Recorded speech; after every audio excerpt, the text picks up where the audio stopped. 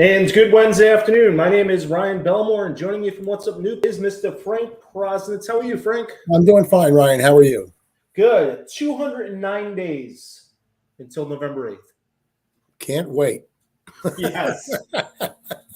And I bring that up because we're going to talk about elections today and election 2022. 158 days until, or 150 days until the primary, approximately. I put the wrong date in there, but the primary will be September 13th. And then November 8th is election day this year. Who are we talking to today there, Frank? Well, somebody that a lot of people are familiar with from our area, Deb Ruggiero. She is the state rep from Jamestown and Middletown. She certainly has not been a wallflower during her days in the House, and has been active in a number of areas. She is considered to be part of the leadership team for the current Speaker of the House, and she has announced for lieutenant governor, the only one of three Democratic candidates for lieutenant governor right now who is not tied to a gubernatorial candidate. And so, I'm going to throw this in. I had a conversation with someone who I would consider pretty close to the governor and very much involved in Democratic circles, who was quick to note how formidable your candidacy is. Oh, well, thank you, Frank and Ryan, for inviting me to chat with you this afternoon. I like your show, and I'm really honored to be here today. So I look forward to the conversation. Well, it's great to have you here, and great to learn more about why you've decided after 14 years in the State House of Representatives to take the leap into the lieutenant governor's race. Mm-hmm. And part of it is because it's been 14 years. I'm honored to have served as a state rep. You know, the 4 E's have been the cornerstone of my 14-year legislative career. The economy, education, the environment, and certainly our elders. A lot of my legislation has been framed around those 4 E's. And Lieutenant Governor's office has so much untapped potential.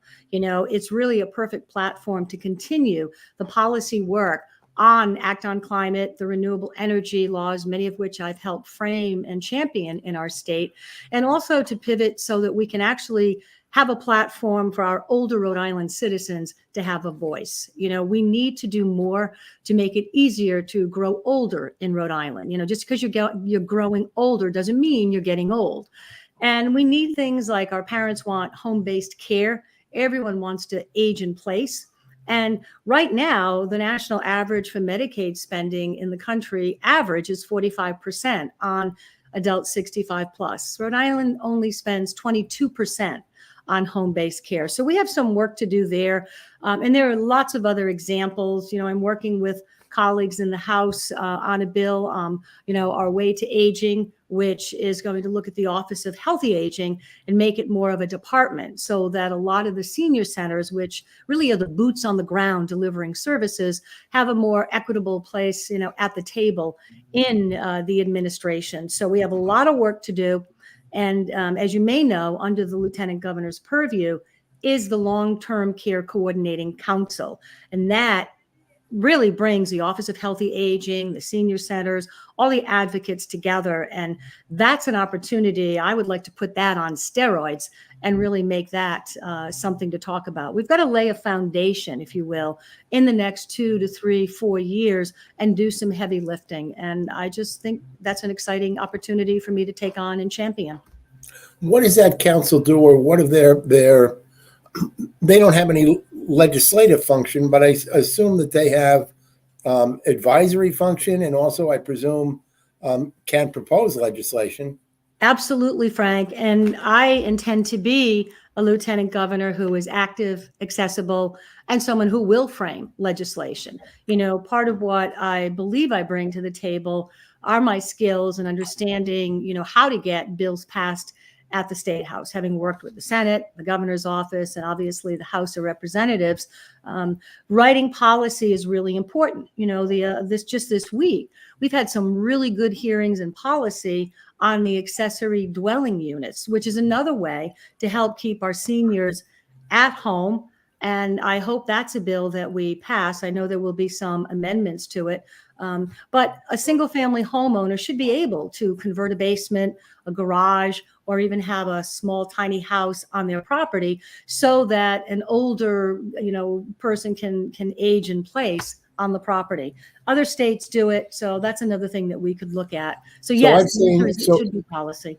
So I've heard that from a number of places, and ARP included, that they feel that this is something that will pass relatively easily and is a way of addressing, in one way or another, the affordable housing issue. But Absolutely. I've also heard from local governments. I've heard in particular Westerly, where they are just opposed to it. Mm-hmm. Well, it's enabling legislation, right? Which means cities and towns can certainly opt out. And part of why you have a hearing is so you can get input from so many different stakeholders, from municipalities, from advocates. There will be some amendments on the legislation. I know Matt Netto from AARP was talking about it this morning with me. But it is enabling, and it is a great way, as I said, for us to make sure that our seniors can stay at home and it becomes affordable. You have one electricity, water bill. It's not another affordable housing unit. We have earmarked in the state budget $250 million for affordable housing. $90 million will be used for 1,600 affordable housing units. But here's the thing. We have to pass the budget, which we'll do in June. That has to go out to an RFP. Contractors have to bid. You know the process. That will take a good 2 to 3 years before we actually see affordable housing, right? That's long term. We also need short term, and something like the accessory dwellings units, or granny flats, as they're sometimes called, are really, really beneficial to help us short term with the housing crunch. One of the things that's come up over the last day or two, which I'm curious about your thoughts, is this proposal on the Superman building, if you will, in Providence. Yes. And I believe it's in excess of $50 million, something like $56 million in state taxpayer money that would go in to help subsidize this building of 200 and some odd housing units. Is that a wise idea? Well, it's an interesting idea because the building has been dormant, right, for so long, many, many, many years. And my understanding of the funding is it's what they call gap funding. So the contractor, Sweetser, is figuring out how he can fill what I think you said about $215 million for the project. And there's about $47 million in Rebuild Rhode Island, which is money that Commerce has to help with gap funding. There's also money being put in by the city of Providence. I'm thrilled that there will be, I think, 56 units that will be affordable. Now, I always like to see, the devil's in the details, Frank. What is affordable? Technically, it's 80% of the, median income. So it should be, someone making about $63,000 a year. So the devil is in the details, but I'm happy to see that 1, the building will be occupied. 2, it'll be jobs, good paying jobs to actually do the construction and the renovation. And 3, we have more housing stock available and 52 units will be affordable. So yes, I see it as a positive. So one of the E's that I think has a tremendous impact on Aquidneck Island, on Jamestown, on much of the coast is the environment. Yeah. How are we doing relative to the environment, climate change, and what must we do in order to be in a better position? Right. Well, as you know, I've been a champion for a lot of our renewable energy laws here in Rhode Island and co-sponsored Act on Climate. It's really important that we, at the end of the day, ask ourselves, what is the world that we're going to leave for our children and our children's children? The potential is amazing when you bring so many people together to create change. I think back to 2010 when I was, very young as a new legislator, and I looked around and I said, wow, there's no renewable energy projects at all in Rhode Island. We had a renewable energy standard, which I've sponsored again this year to extend, and National Grid was spending $6 million a year buying renewable energy from Connecticut, from Massachusetts, New York, everywhere but Rhode Island. So I framed the Small Business Renewable Energy Task Force and brought National Grid, Office of Energy Resources to the table, as well as at the time, there were like 3-4 solar companies in the state. Today, there are over 52. out of that commission came a suite of renewable energy bills. And by 2016, we had increased the renewable energy jobs in this green economy by 74%. And those are really, really good paying jobs. And I share this because in 7 short years, Rhode Island went from being a laggard in renewable energy to today a leader. The first offshore wind farm off Block Island. And you see Revolution Wind that's happening. And we've come a long way, but it takes that first step. And it takes bringing people together, being a consensus builder, and being innovative. We have to think differently. We can't be doing things the same old way because, well, that's how we've always done it. Ken Payne, who was the aide to Senator Pell, of course, and has such a significant impact, used to say when he talked about the Rhode Island economy that we don't have one economy. We have a half dozen economies. Each area of the state has really its own characterizations, if you will, its own character, its own culture, and produces a different kind of economy. How are we doing economically? Are we recognizing the differences between the various regions in our economy, and what can we do better? Great question. Well, first, I'm glad you mentioned Ken Payne because he was one of the people on the Small Business Renewable Energy Task Force. He's a brilliant policy person. He was very helpful and instrumental in framing a lot of those original renewable energy bills that we put forth back in 2012 and 2013. So, yes, I think where we're moving now, especially down here in Aquidneck Island, we're looking at more of a blue economy. We have Narragansett Bay, we have URI, the coastal resources where they're looking at a smart bay. And we're looking at, how do we use Narragansett Bay to help create jobs, to look at the salinity in the bay and to actually even leverage some federal dollars, to bring in the scientists, the researchers. And what great place for a blue economy than Aquidneck Island and Newport, right? So I think that's a very important aspect of what we're doing in our economy. The green economy must continue. And it's not just renewable energy, but I always say our green economy are our farmers. We have to make sure we're growing our local produce. And the same thing with our seafood. I sponsored the local agriculture seafood, LASA, a number of years ago. And that has spawned so many small businesses who get these grants from the LASA money that we have in the budget. And you've seen everything, from Rhode Island mushroom to small businesses. So again, I always say small business, Frank, is the lifeblood of our economy. We always want to think big about, big companies, but those small businesses that employ our friends and our family members are really, really critical to this state. One of the things that struck me during the pandemic was every time I watched a press conference, particularly of Governor Raimondo, there were no general officers around. Mm-hmm. She was there alone, either by design or by lack of, I don't want to say lack of interest, but it would seem to me that general officers could have made their way onto that podium or been more visible if they saw that as part of their leadership function.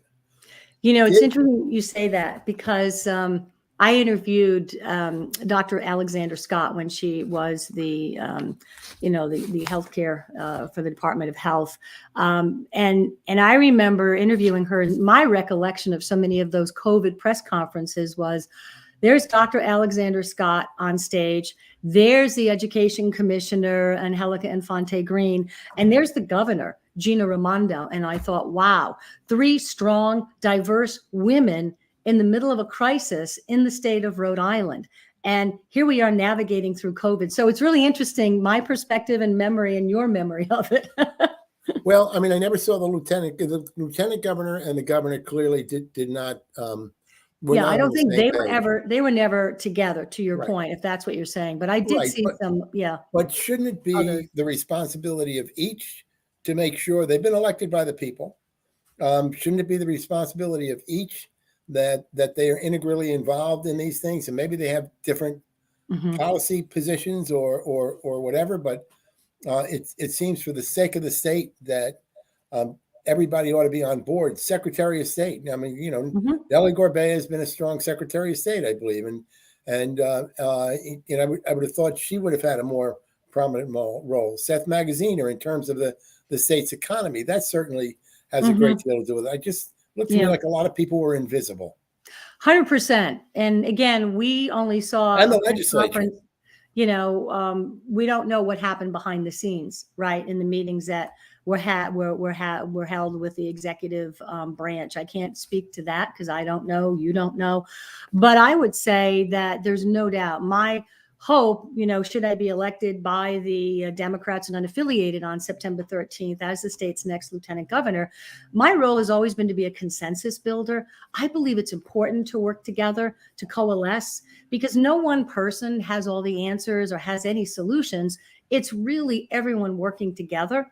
And, it's how we get different ideas. It's how we get innovative ideas. And it is how we move the state forward. So I've always felt, and I may be wrong, that we have these different positions that represent different things. Lieutenant's governor's position has evolved with each individual in that place. But I also thought an important part of everybody's portfolio is that of leadership. You're elected to a position of leadership, regardless of the area that you oversee. You are a leader in the state and ought to be vocal and involved in all important issues. Absolutely. And I think I take leadership even a step further. Leadership to me is getting beyond your comfort zone, which we all have, right? Finding that line, crossing that line with courage, with innovation, with consensus, and working with people and saying, okay, how can we make this better? What can we do to improve this? What are your ideas? What are your suggestions? And that's exactly what I'm hoping to do with the office of Lieutenant Governor, to make it a policy pulpit so that our older Rhode Island citizens have a voice and that we can start looking at things differently. We just have to start taking care of the older Rhode Island citizens who've built this state. We have a department for education. We have a department for roads and bridges. Well, what about a department for the people who've made all of that happen? Your major opposition, at least to date, who knows what evolves, are two individuals who are tied to gubernatorial candidates. One who was the lieutenant governor is yet to announce, but we suspect she will, and the other tied to Matt Brown, who was running for governor. You are independent of those. Do you see it? And I know that Governor McKee has said that he'd like to see a constitutional amendment, although he's not moved towards one, that would in fact link the positions as one, so they run as a ticket as opposed to individually. Right. Do you think that that's positive, or do you think it's important that the lieutenant governor's position is independent of the governor? Well, right now, the lieutenant governor office is very separate and very independent. Our statutes say that. Our campaign finance laws say that you run separately, right? So that could be a political quagmire in and of itself. And our state constitution says that the office is an independent, separate office. 30 years ago, the people of Rhode Island did have an opportunity to join the two together and overwhelmingly voted to keep the office separate. I see it as a separate office because the office could be oversight. It could have a sense of maybe like an auditor general. I do believe you have to work together and there's consensus. But the analogy I like to use, Frank, is if the governor is running and jumping off a cliff, I don't want to jump off a cliff. I want to stand strong and say, okay, why are we doing this? Why do we make this decision? Can we look at things differently? So I think that's really, really important. If there is a constitutional convention and something gets on the ballot and the voters of Rhode Island say you hook up and stitch the two together, so be it. But that is not what we have today. What do you see the major differences between you and your opponents? Well, I like to say I'm not running against anyone. First and foremost, I am running for the office of lieutenant governor because I have a vision of what it can do and how I can be a champion for that office. So what I bring, I believe, I am a broadcaster. I'm someone who managed TV stations. I've been in sales management. I'm a policy person, 14 years at the State House, 8 years sitting on House Finance, framing the state budget. I also, I've had a talk show and I've run my own advertising company. So you start adding all those ingredients into the pot, stir it around, and I think you have one heck of a stew. Are you tied to, or are you favoring any publicly anyway? I'm sure privately you have your own thoughts. Is there one gubernatorial candidate that you would favor? Yeah, I believe, again, with the experience I have and my ability to work with all kinds of people, I would work with whomever the people of Rhode Island elect as the next governor of the state. It's really up to the people to make those decisions. And I would be fine working with whomever they elect as governor. A lot of money is going to be spent on the gubernatorial campaign, in particular on the congressional campaign. Yeah. And I wanted to talk a little bit about campaign finance, but come at it a little bit differently. We have, under the Board of Elections, we have these delinquent fines for people who have either filed their campaign finance reports late or have not filed them at all. And the amount owed to the state of Rhode Island is anywhere between $4 and $5 million now from those fines, most of them uncollectible. A number of years ago, the governor, Raimondo, had supported legislation and I think maybe even proposed it that would have prohibited people from running for office if they were on that aging fines list. That did not see the light of day in the legislature. How do you feel about that? How do we get that under control? Yeah. Well, I want everyone to know I have paid all of my campaign finance. Right. I was going to say that you are not among those, not by any means. Not among, but I'm the kind of person that as soon as I get an invoice, I pay it. I think that's really important. And I believe in transparency and full disclosure. It's pretty unconscionable when someone is not filing campaign finance reports. I mean, I know it's cumbersome and it's complicated, but when it happens repeatedly after every quarter and after a couple of years, there really does need to be some kind of a penalty, because it's really a violation of the public trust. You should be able to go onto someone's campaign finance report and see how much did they spend this quarter? How much did they take in? It is all public information. And I know candidates who have not filed reports, and it's almost a glove without a fist, without enough penalties to say, if you don't file, there's this penalty or you can't run for office. But none of that has seen the light of day. And I suppose the argument on the other side is, well, it's really hard to get people to run because of all the exposure and everything that happens. But I believe, me personally, at the end of the day, it's about transparency and honesty and reporting what you need to report, whether it's campaign finance, Frank, or it's your ethics report. We also have a problem when it comes to delinquent taxes, period, of millions of dollars that are owed by individuals. One of the biggest ones I know is moved out of state. How do we recover that? How do we address that? I know the Department of Revenue has hired people to actually start going after some of the delinquent tax evaders and people who are not paying. So at least when they report to House Finance, they say they're on it and they're making some progress, which is necessary. Ryan, did you have any questions? I didn't. With all of our broadcasting experience, I hope this is good enough for you with our setup here. I love it. No, this is all perfect. virtual. But most important question, and this is the first time of the year I get to ask it, is where can people go to find out more information about you and your campaign if they don't know about you? Okay, well, thank you very much. The website is debruggiero.com. And, we're a scrappy, campaign. We're going to work hard. We're going to have fun, because I believe in having fun. And hopefully with your vote, we win. But any donation, $100, $50, whatever you can, we're going to try to make a go of this over the next, I think it's 5 months, as Ryan has said, 150 days. When you say it like that, it's daunting, because I'm like, oh my God, what a short runway to raise all this money, but debruggiero.com. And you can see my launch video as to why I'm running, and any ideas that people have. I would love to hear them. I mean it when I say I'm going to be as active and accessible as your lieutenant governor as I have been as the state rep for Middletown and Jamestown. So it's an honor to serve. And thank you, too, for allowing me to be on your show. It's one of the more popular shows that I know of. Well, we're right there with I Love Lucy. I know that. Frank, you're showing your age. At least I watch the reruns. I love Lucy. At least you didn't say the Flintstones or the Jetsons. All righty. Well, Rep, thank you for joining us. Hope all is well in Jamestown. Yes, and thank you so much. I we really, will talk really to you throughout appreciate the your support. campaign. Okay, Yes. we'll see you soon. All Ciao. right. That Thank is you. State Rep Deb Ruggiero, who represents Jamestown and Middletown, District number 74. But come September 13th, it's up to all of Rhode Island to vote on that particular seat for Lieutenant Governor. So check out our website, get to know the candidates.